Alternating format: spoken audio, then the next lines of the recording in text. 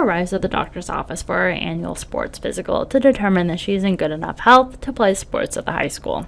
When she gets on the scale, it reads 155.7 pounds. Since Hannah only needs her general weight recorded, the healthcare professional would want to round to the ones to get a whole number for her weight. Therefore, the healthcare professional would be looking at the 7 to determine if she rounds up or down. As we know 7 is between 5 to 9, we're going to be rounding up. So she would write her weight down in her chart as 156. Now, before we move any further, let's talk about decimals. Decimals are parts of a whole.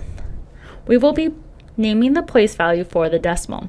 It will be helpful to begin with the ones place, which is at the 3. That way we can identify the ones places, and that is always the number to the left of the decimal point. Next, we will be naming the digits to the right of the ones place. It is the mirror image in the ways that we name the numbers to the left of the ones place. However, instead of just writing tens, we're going to be writing tenths. It is that extra THS that we add to all of them. This means the next place to the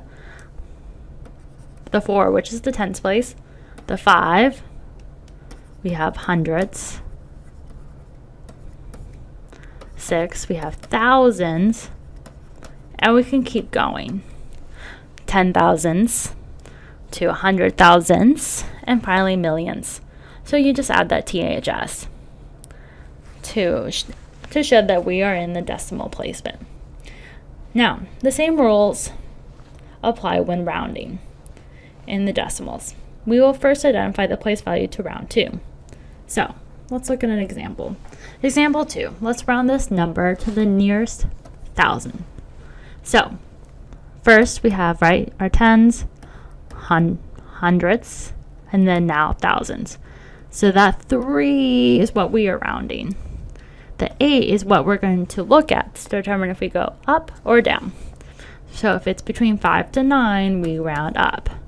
So we are going to be rounding that 3 up. So we have an answer, 5.12 and now 4. This is our solution. Now we're going to look at another example. We're going to now just round to the nearest hundredth. Same number. So instead of going, we are only looking at the 2 for rounding, and then the actual number we look to see if what we round up or down is a 3. As 3 is between 0 to 4, we round down. So our answer that we write is 5.12. Now, like in whole numbers, we used to write zeros after what was rounded. In decimals, we don't have to, because this is the same as writing 5.1200. The value doesn't change. So, with decimals, you don't have to add the zeros like we did with whole numbers. So, to review, we round up if the number is between 5 to 9, round down if the number is between 0 to 4. Now, let's go back to another weight scenario. Example 4. Helga is going to have a knee replacement surgery. In order to determine how much anesthesia she will need, the healthcare professional needs to acquire her weight to the nearest hundredth. When Helga steps on the scale, it reads 214.13015. Now, what number should the healthcare professional record on her chart? So, if we're looking at the hundredths place, which is the 3, we're looking at the 0 to determine if we are rounding up or down. If it's between 0 to 4, right, we round down. So therefore, the healthcare professional should record her weight as 214.13, which is in the hundredths place with the 3. And this is our solution. And you could put pounds there to indicate what it is.